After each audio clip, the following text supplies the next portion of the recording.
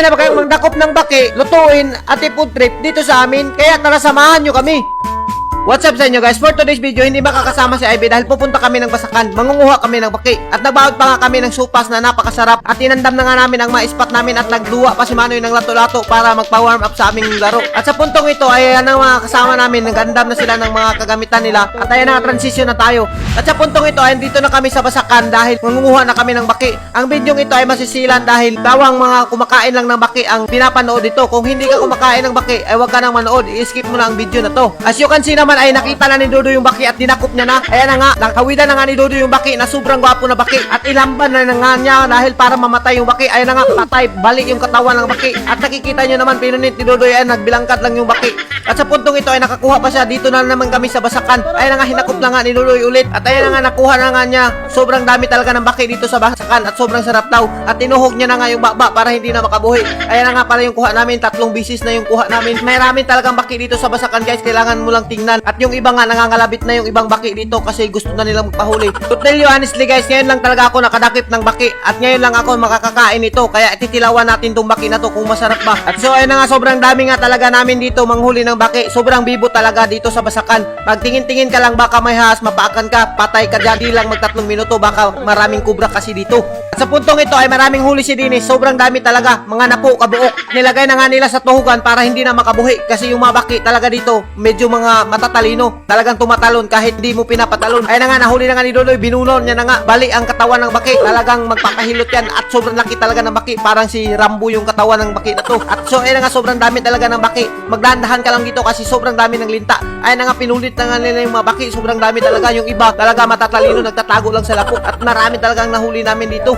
As you can see naman guys, yung ibang baki kahit hindi na namin hulihin, nagpapahuli talaga sila. At may nahuli nga kaming isda dito na napakalaki. Ang tawag nga pala niyan ay hawan. Sobrang laki talaga ng hawan na yan. Ay na nga, pinanan na nga ni Dinis. At sa puntong ito ay naligid niya ako sa Basakan. Sobrang lapok na ng katawan ko. Ayan na nga, sobrang dami na ng baki. At marami pa kaming nakitang baki dito na nagtitiktok. At may kinuot na nga si Piskoy na baki nasa ilalim dahil nagtatago. At binagbagan niya na nga ng palwa. As you can see naman guys, yung baki sobrang laki talaga ng paa niya. Ang dami na naming kuha guys, kaya pwede na kaming umuwi dito. At may pinana pa nga si Dudoy na isa na nagpapahuli talaga siya, nagpapaview. Ayan na nga, hindi na nga pinasaylo ni Dudoy, pinana niya na nga.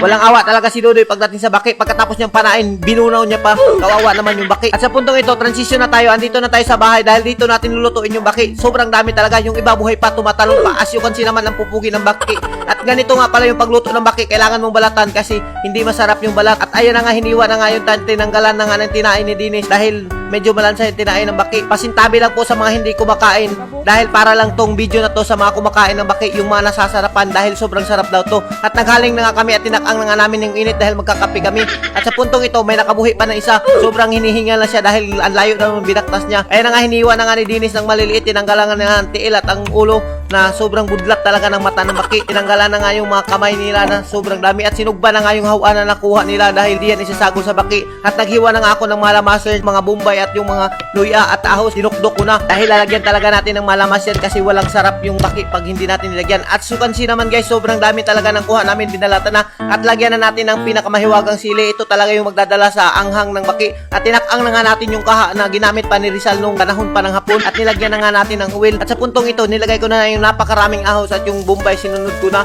dahil yung bumbay palaging nanunukot dito sa bahay kaya niluto na namin. At ayan na nga guys, yung baki nilunod na namin sa sobrang dami talaga at kuraw-kurawin mo para mas lalong manuot yung sarap ng baki. As you can see naman guys, lagyan na rin natin ng tuyo na napakarami, yung silver swan at ilagay na natin yung mahiwagang sili at anghang-anghang, patayahayin lang natin para mas lalong sumarap at lagyan natin ng konting tubig. Ayan na nga, naghukad na nga si Ivy at inandam na yung mga bahaw namin na sobrang dami talaga at may red rice pa. Si Ivy nga hindi kumakain ng baki yan kaya siya na lang ang naghukad. As you can see naman guys, ayan na nga, luto na nga yung baki. Sobrang dami talaga at sobrang sarap talaga. Pero first time ko makakatikim ng ganitong baki. Ayan na nga yung makasama namin, wala nang intro-intro, bumanat na talaga sila. At si Dudoy, sarap na sarap talaga siya ng baki. Pero ako, isang tikim ko lang, hindi ko kinaya talaga yung baki. Pero sobrang sarap talaga pag tinikman mo at may pasayan pa nga kami dito nakuha, kinilaw na rin namin. At shout out sa mga taong kumakain ng baki. Sobrang bilib talaga ako sa inyo dahil sobrang lakas talaga ng sikmura nyo. At speaking of shout out kay Chara Lahir na sa abroad. Mabuhay ka idol hanggat gusto nyo. At sa mga OFW na nagpapakahirap sa abroad para lang matustusan ang panginahanglan ng ating pamilya,